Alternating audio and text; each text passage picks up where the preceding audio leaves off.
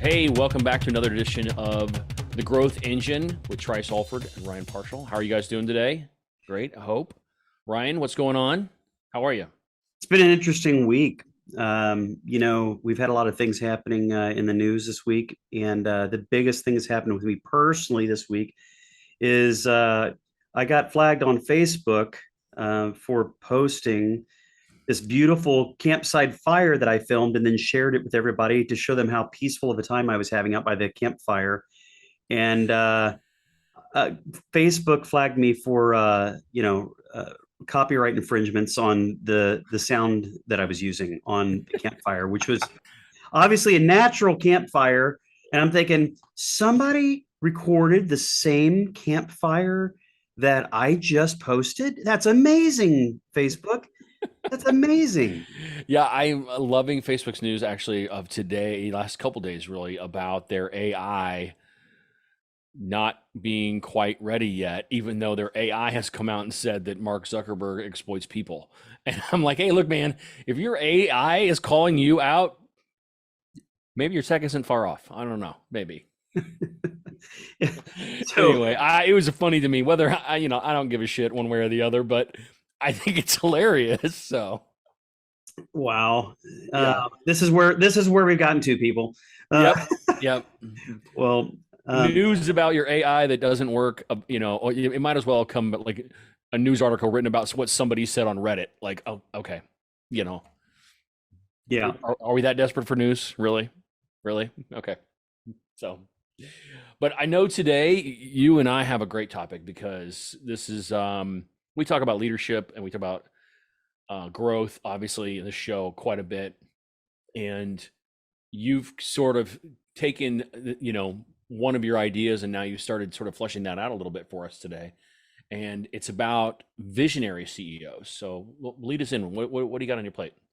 Yeah, I want to start by talking about like what the difference is between CO types. And I always kind of relate this to the size of companies. Like as companies start out, the CEO is usually the founder, the president, the business owner, if you will, and clear up to the mid-sized companies, 50 to 100,000, in revenue. And most of these people have similarities. I have met some different types for sure, but my customers happen to be these visionary minded CEOs most of the time. And the visionary, if you've read Traction, and you understand what EOS is, it talks about the visionary, and the visionary is this real creative mind. They always have a bunch of new ideas, and they're always like thinking of new ways to grow or things to add to their company. And then they have what's called the integrator, and the integrator kind of keeps that in check, filters it so that not everybody sees all this craziness in the visionary's head, right? And then the visionary minded CEO, it's a gift. It is a curse. um, I love this topic because I am this guy. Um, I have had this personality, this brain. I've had it my entire life. As I got into business, I saw it work really well for me, and I saw it punish me daily. And Yep. so today, I want to talk about this because these are real issues that people like me, my customers. And I was a marketer, so I mean, I'm not going to put it past the CMO or a marketing leader is not the same type, because there's a certain amount of creativity in your brain. And I want to talk about some of this, maybe a testimonial, a little bit on the pains I've had with it, and talk about maybe some things I've done to help improve that situation and my relationships with those around me. Yeah. Cool. Yeah. I love it. Let's get into it. Yeah, so I would tell you, these are the things that I think about when I think about the growth minded visionary CEO. They're idea people. Okay, they have ideas every day, maybe every hour. Like they constantly have new ideas. That's exhausting for the people that work for them. Um, it's like shiny things, chasing shiny things, right? Squirrel. It's but their brain is under. You have to understand, it's their brain that is doing it. It's not. They're not trying to do anything bad to you. Like they're trying to keep up with their own brain, and they don't want to miss an idea if it's a good idea. Yeah. Um, we're problem solvers, and so our mind's always racing, trying to find, kind of like a labyrinth. We're always trying to find a way out of something and constantly doing it. Um, we therefore are creative. So some people say, well, you're a creative problem solver. I agree with that, that idea. Dreamers, you could pay a dream. You dream a lot about, that's true. I think a lot of business owners they dreamed of doing something, to Yeah. starting something, to build Yeah. something. And I think that in itself is a real gift. Um, we are high processing individuals. And what I mean by that is we're not better processors than other people. We're high processors. So our processing chip that's built into us, um, we think really fast about a lot of things. And the downside to that thing, that a lot of people say, oh, well, that sounds like you're just really smart. No, it's more about you can be smart. I don't want to take away, I do. Yeah. I like to think I'm smart. I don't think Yeah. I'm the smartest or But smarter. this isn't a measurement of that. It's Yeah, simply, it's not yeah. that. It's about this processor that's just working very, very fast. Um, it's exhausting, Trice. It's exhausting, because sometimes you've worked 2 hours, but your brain's worked 20. Yeah. Yeah.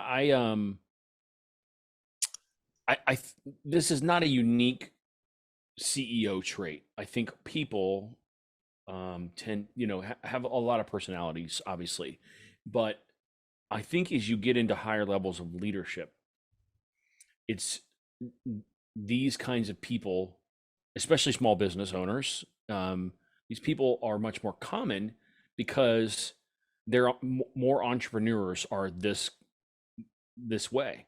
They're not they're not process oriented people, and they're not task focused Right. types of people. Even though they might have checklists and they might think in that way, their brain processing is.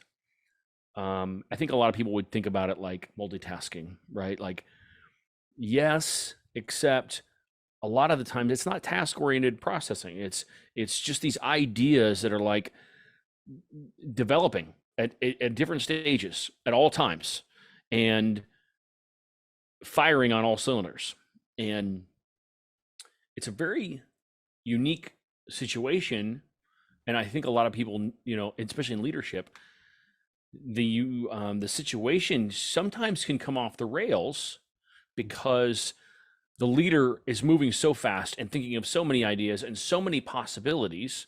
And if they're also entrepreneurs in that business situation, they don't see any reason necessarily in not trying all these things, which can make it really, really difficult for an organization to do all the things. That's why people talk about core competencies all the time, because sometimes you gotta maybe hone it in a little bit and work your ideas to your advantage as best you can, or have other people around you that help you Hmm. do that, which is obviously one of the things we're going to talk about today. So Well, yeah, you're exactly right. So, yeah, you so and I'm leading to where this is understanding myself and the pains that I've had, has led to what I do. I help other people that are like me, right? And if I hadn't figured ways to counter it or to solve it that I had success with, I would have nothing to offer. yeah, And therefore I'd be doing something maybe in the industry, but I wouldn't be doing exactly the programs and things that I'm doing to help these types of people. But I want to throw this out there also, that we're highly driven.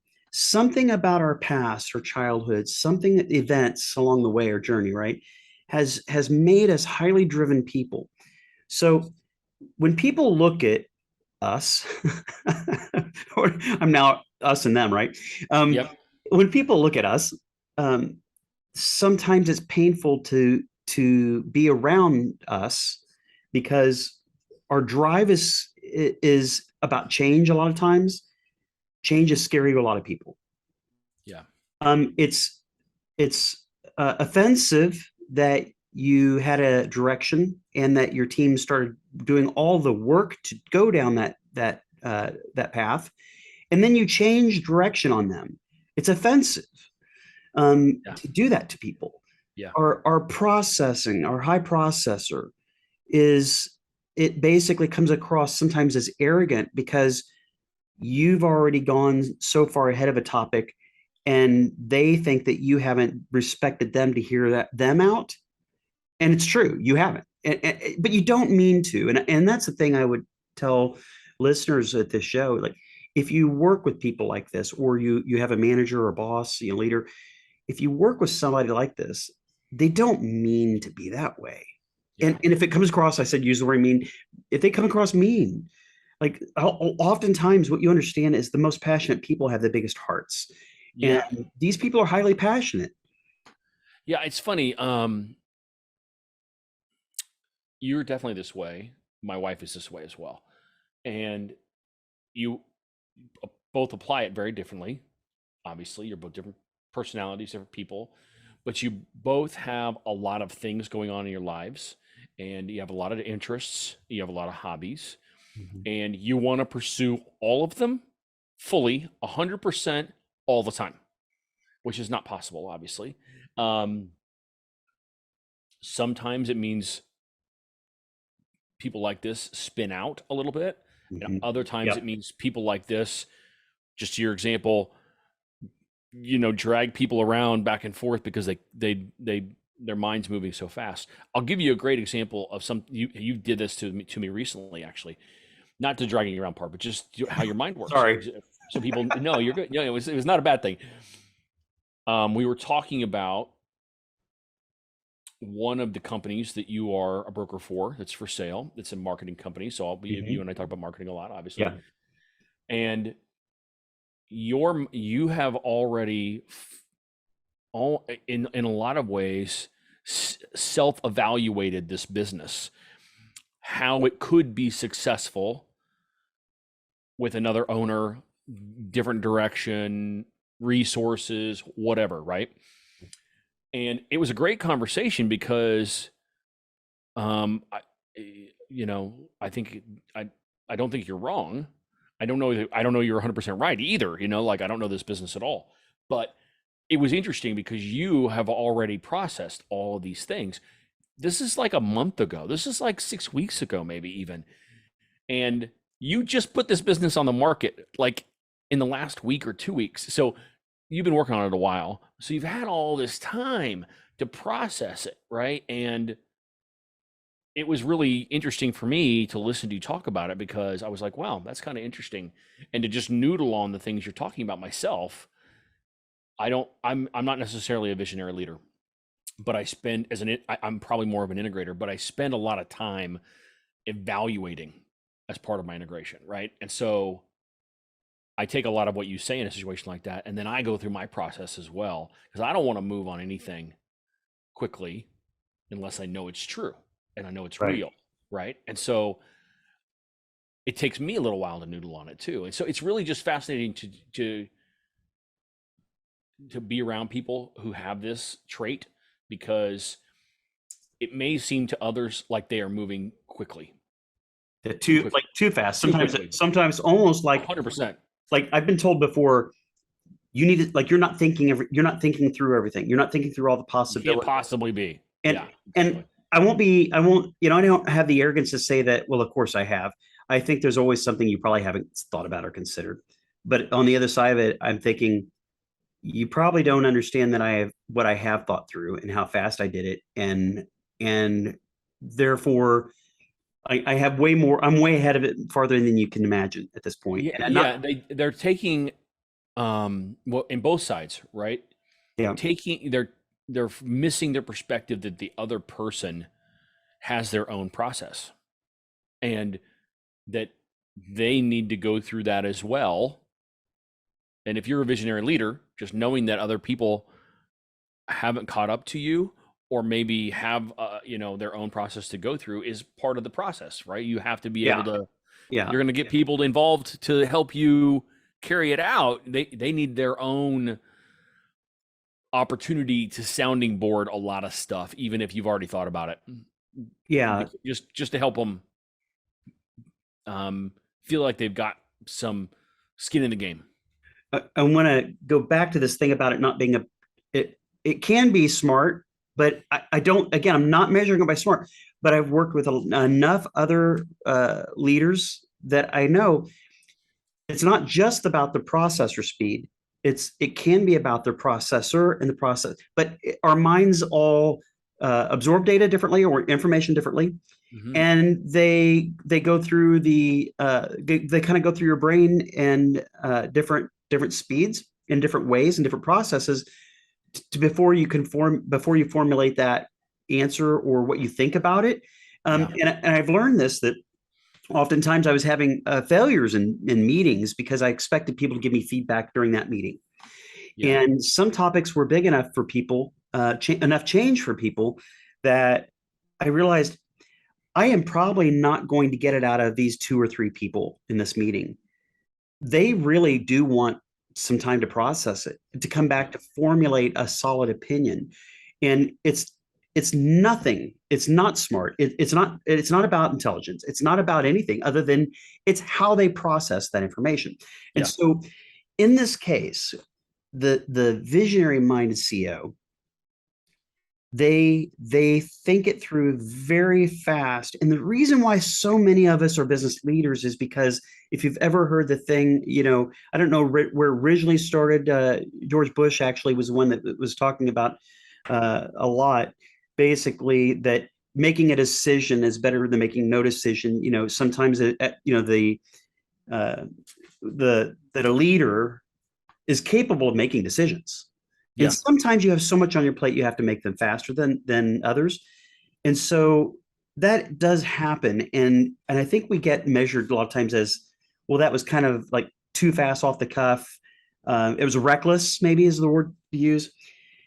But those are the traits. I want to also point out that many times, and I've met these people, they are this person, and they do a lot of times come across like they have a chip on their shoulder, like kind of like they have something to prove.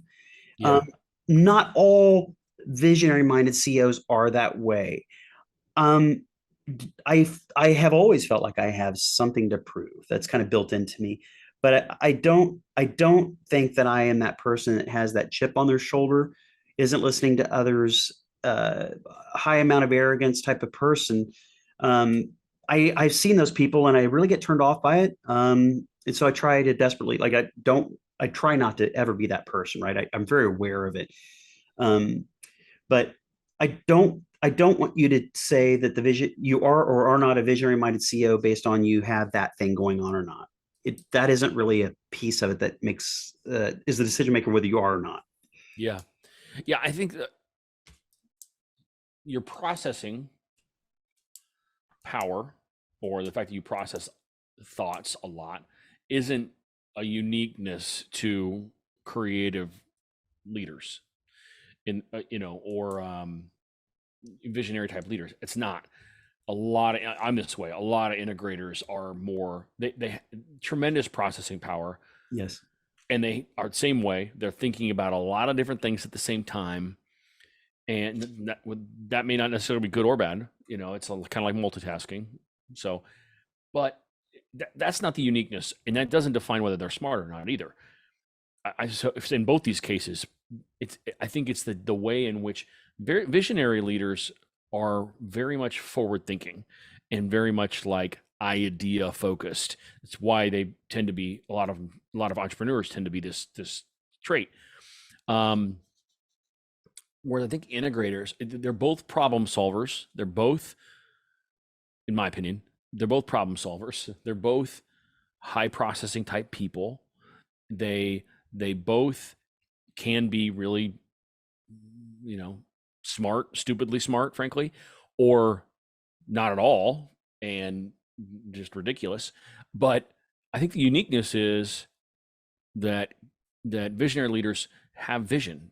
They're really thinking forward, and integrators are about building versus coming up with a new idea Building and making it work, right? yeah, Building and putting making it it where together. ideas They're work. solvers, and Yeah. the problem solving is different. Yes. And I think that's really interesting because together, especially if they can really really figure it out, this is a powerful combination of people. If they can't figure it out, it's a disaster because they can't get on the same page. And I've seen both. I've worked in both personally. It's funny, people who listen to the show. We obviously live in Kansas City.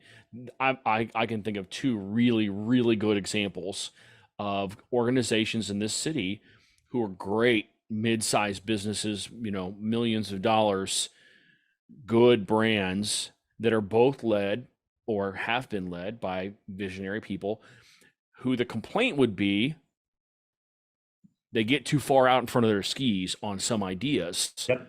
and the organization sort of has to be like, eek, I'm not sure we should have gone that route, and they have to rein it back in. And there's nothing wrong with that either, frankly. Yeah. People judge them for that, but the truth of the matter is, that could have been a $10 million revenue idea that didn't exist before, and they wanted it to be $100 million revenue idea, and it didn't make it that far, but it still made money.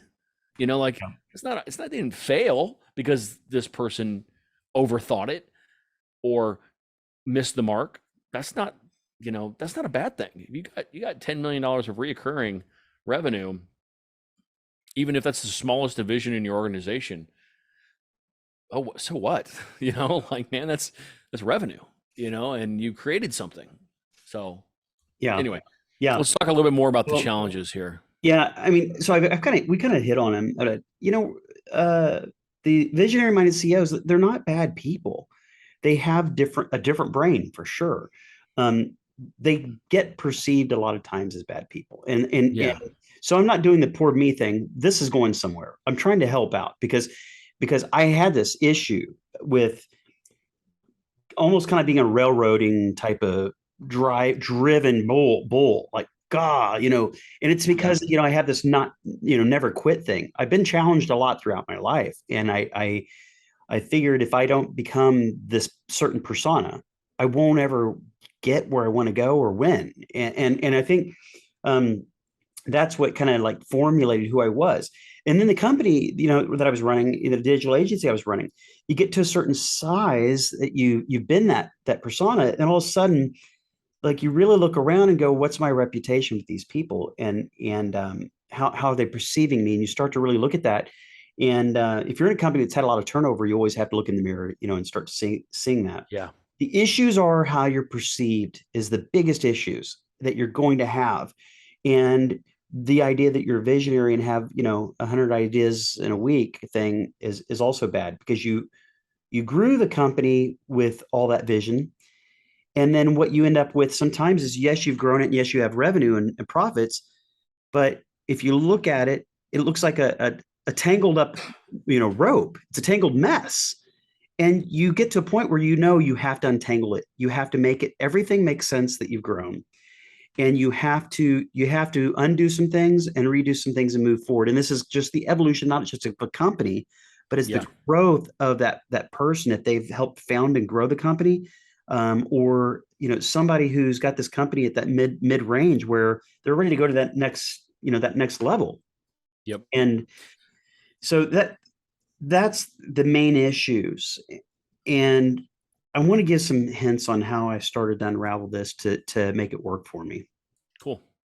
Um, you know, I've referred to EOS and the book Traction, and one of the things I talk about in that book early on is the business owner letting go of the vine, and letting the team make decisions, and quit, release this idea of the control thing, because the company is going to start running more on its own without you in a healthy way when you are not dictating all those decisions, right?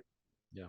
And so that in itself is a journey. It took me 1 to 2 years to do that fully and feel good about it. But then you go to this idea that you're supposed to be working for your people and your team. The organizational chart flips upside down thing. Yep. And I love that, because Yeah. that changed me from walking into the business as I'm the captain, I'm driving the ship, to they're driving the ship. I'm going to sit in the back seat and help them when they have questions, type of Yeah. thing. and help Gary them Vee thrive. Gary Vee talks about this one a lot, and I love the idea. And it didn't originate with him, but he's really like owned it over the last maybe like 2 years.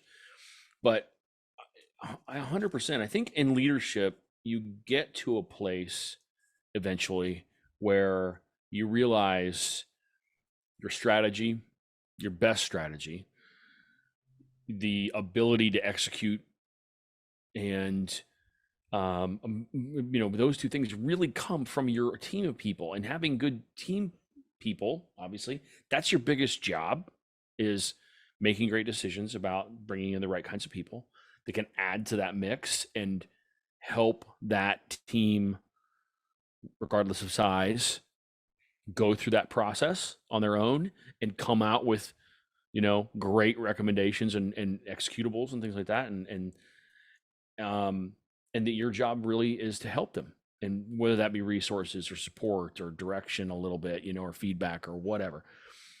Empowerment. Hmm.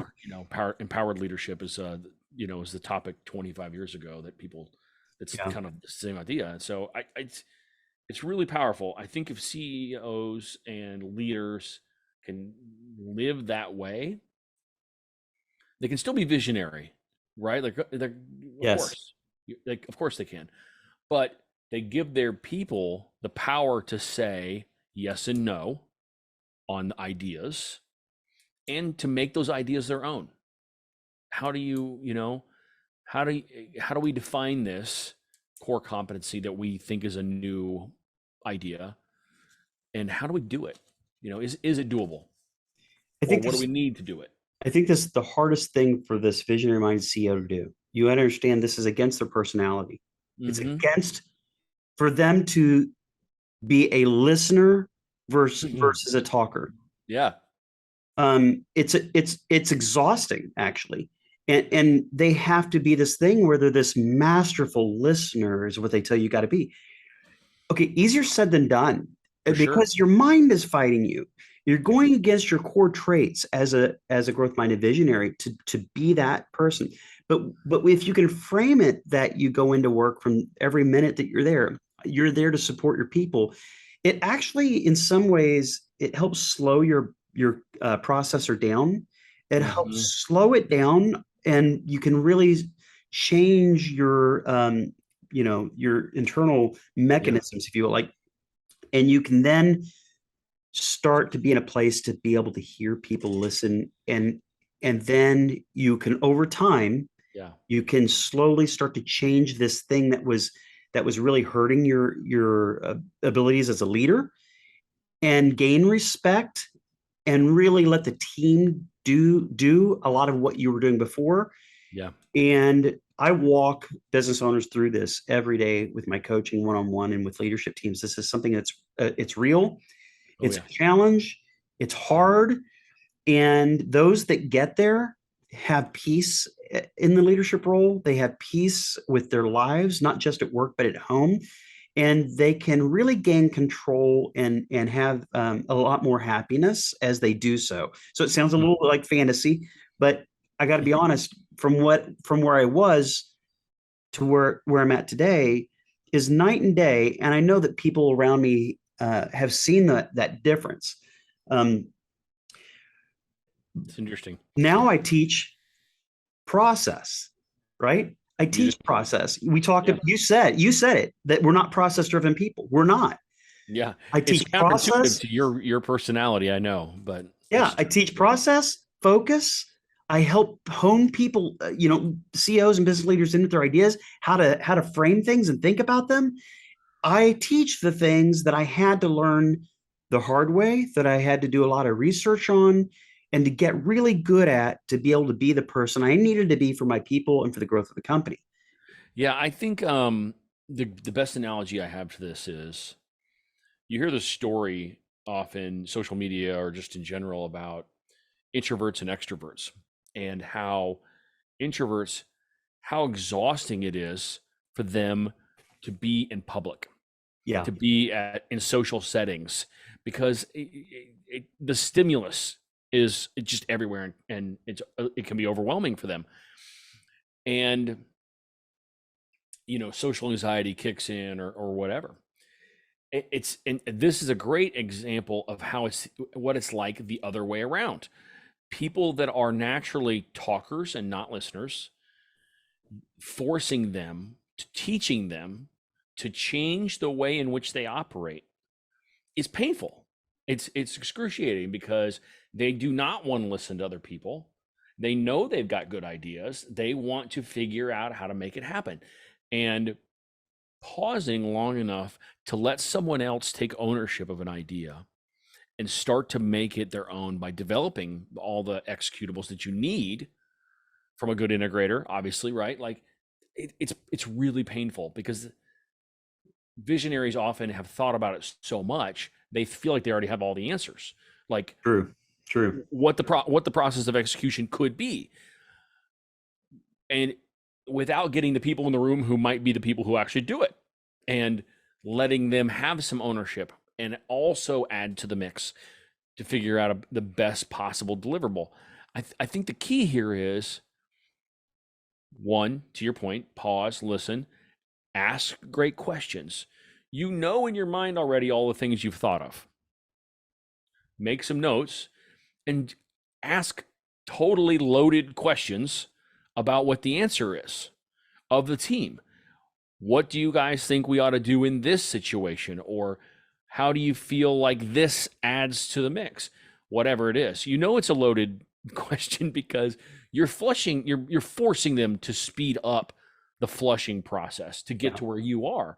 But you're also giving them the opportunity to shoot some holes in your idea. And it's a way to mix it up and be like, the end result is going to be better. It 100% will. Agreed. It may not look like what you thought it was going to look like, but you got a bunch of people in the room who are going to help you pull it off. And that's really vital. I love this example, Trice, because I've done this piece of it later on in my career where I took my vision I might have already had how I'd build it in my head done. I had to pull that back, take my vision to the team and ask for their buy-in and input on that vision. And oftentimes they would buy into the vision. Sometimes they wouldn't, but most of the time, by the time I got to this meeting, I knew that there was a good chance they would like what I had. And I would put this on the whiteboard. I'm like, here's what I'm thinking, and here's what the outcome I think will be. Here's what the goals are. Gosh, guys, how do we do this? Ignore what I had in my head. How would you do this? Because the result, not a few times, in my experience, it was 100% of the times the results that the team came up with was far beyond what my own mind could come up with. Yeah. It was more detailed, shooting holes in it. Yeah. They shot a lot of holes in it, things that I didn't think about. And there's times where in this meeting, I went in with that idea. Everybody bought into the idea, but we shot holes in it and we all went, nope, this can't happen. And we wiped it off the board and we went back to work. Yeah.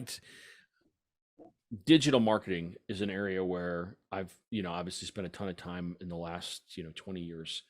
And the technology portion of digital marketing is so technical and so ever changing that I can't think of a time when I've gone into a meeting about a specific topic in marketing, especially a digital meeting, focused marketing, where I didn't come out of it thinking, I did not think about all the things that just happened, because the subject matter experts get in the room with you and they're like, it's not a bad idea, but boom, boom, boom, boom, boom, boom, boom. And they know things I'll never know. And without them, I'd have shot in the dark in a lot of cases. I wouldn't have been near as good at it as they would be. And or just knowing the exploratory process for somebody to do something new. You're like, hey, there's this new thing we want to try. I think it means this, but and letting somebody own it and run with it for a little bit and come back to you with like good recommendations. I mean, there's just so much in there, and you're exactly right. It's just such a great process as a leader to go through, because you're like, I want to decide today. Yeah, I'm pulling the trigger. Like Yeah. we're doing this, and at the end of it, you're like, maybe maybe I was premature on Yeah. that. Hardly ever was my team ready to move as fast as I wanted to, or move. And it's because you're being you're being I don't know if the word irresponsible or just inconsiderate of time, Their time. their Yeah. current workload. And I mean, you've already pulled them into this emergency meeting half the time, or this short meeting to talk Yeah. about your big idea, and again, exhausting people. And I think that it's important to understand that you, as the visionary minded CEO, are mostly exhausting sometimes to people.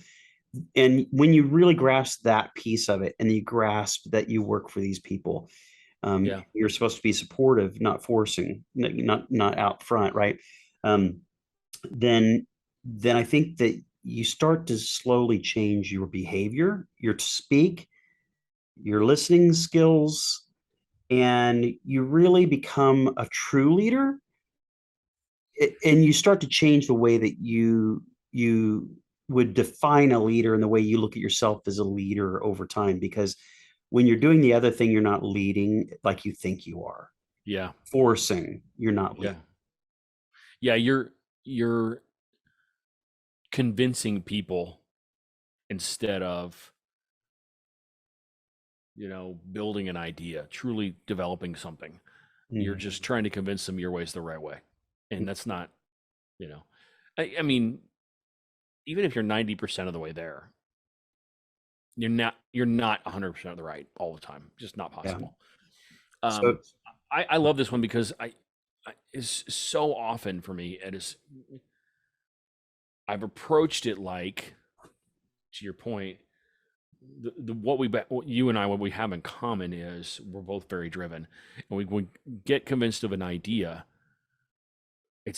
I'm not going to fucking stop until somebody can really convince me I'm either off the mark on how to do it, or I'm off the mark on why we should do it.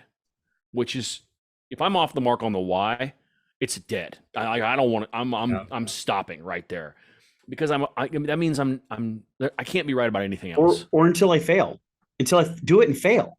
Yeah, That's help what me it figure takes help sometimes. me figure it out, and we'll figure out all the problems, and we'll change as we go. Yeah. Yeah. But I've run into this so much in my career where I just rush into something and I'm like, big light bulb. I read an article thing. I know I'm totally 100% convinced how we can apply it in our world and why it's beneficial until I get in the room with somebody who's going to be the person that does it. And you're right. It's 100% not respectful of their time, because you're already asking a tremendous amount from them anyway. And now you're like, hey, I got this other big idea and you're going to devote a bunch of time to it. And I'm not going to give you any resources or help until we know it's worthy of hiring someone new, or whatever, or hiring somebody to do what you were doing before so that you can 100% focus here, whatever. And it, it, it's a recipe for disaster for the other person, because they want to tell you no for all those reasons, but they have to start figuring out what's good and bad about the idea before they can. And if you don't give them the space to do that, it's going I mean it's a Right. disaster. It's not going to work. I and I So want to I want to just state, because we're close to the end of the podcast here. I want to state, like, appreciate that the company is where it's at. It's gotten to where it's at. Give credit to this visionary minded CEO for his vision, which has led the company and gotten the company where it's at. yeah. Respect that. Um, Honor that. Um, let your CEO know that you respect it. And you're not talking about kissing his ass. I mean, I'm talking about, like, really understand that, and understand who he is or she is. Understand the person and how their brain operates. And then right behind that, understand they have a big heart. They have a bigger heart than you could ever imagine. And they really care about you. They really care about, Yeah. they care about the success of the company, the clients. and their brain is constantly working on it, constantly.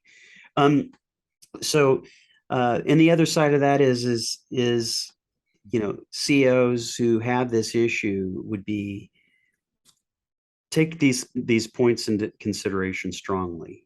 Look at yourself, be harsh on yourself. At the same time, be good to yourself. Be harsh on yourself in the way of improvement. You need to constantly be thinking about how can I get better at doing this thing, and flip that org chart upside down every day. Every morning before you go in your mind, before you get out of your vehicle, or before you start your work during the day, you grab your coffee or whatever it is you do is your ritual in the morning.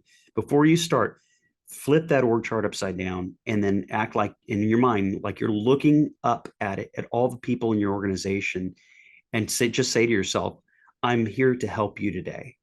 And then look at your list of what you have to do and ask yourself, is that what is on your list? Is that the things that you're going to do that day? And if you're constantly saying no, well, make that change. And then it may not happen overnight, but try to transition this over the next few weeks and months. Try to transition this pattern by doing that visual, and you will find that your people start treating you differently. You'll get better feedback. They'll lean into your ideas better, and they're going to help you grow this company. And that's what this show's about: growth, right? Right. This is a key component to growth for the CEO and for those around him. That's right. Growth through leadership.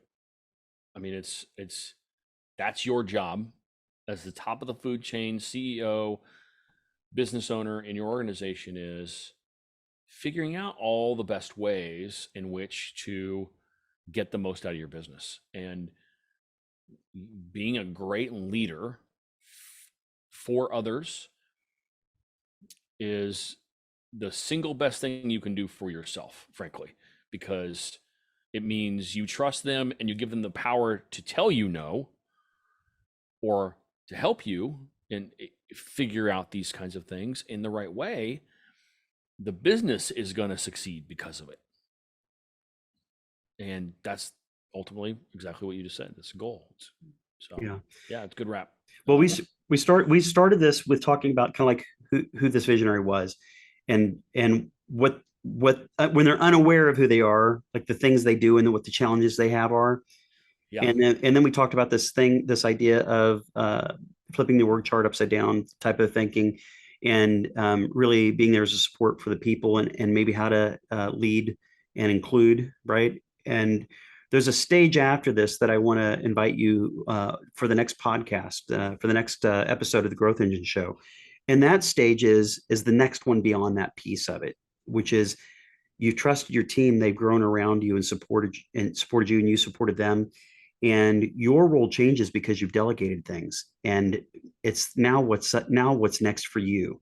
You've done a great job, but there's something new, and I get called on this, and I'm coaching people through this challenge right now, which is they're trying to find out what's next for them in the company at this point. They've grown to 7, 20, $50 million. And they're now kind of a big question mark on their head. Yeah. And so we're going to talk about Achieve that. the thing, and what's the next thing? Yeah. Yeah. Yeah. Yeah. Yeah. Great. Yeah. It's funny. I talked to somebody about that just the other day, and not in a business situation, but there was a personal goal for them. And I have lived, you and I both have lived through those kinds of moments where it takes you a little bit to set yourself up for the next thing. What is the next thing that's important to you? So it's a great topic to sort of transition this next episode to. Yeah. Yeah. Yeah. Cool. Well, that's a wrap, man. I hope you enjoyed this topic. If you know a visionary minded CEO, share this with them. Tell them you love them. and don't forget to join us next week. So and then try to subscribe, share, and like the show. We love doing it for CEOs, for CMOs, and marketing leaders. We think these topics are relevant for both of them and for the relationships they have. And we'll see you next week. Yeah. Take care.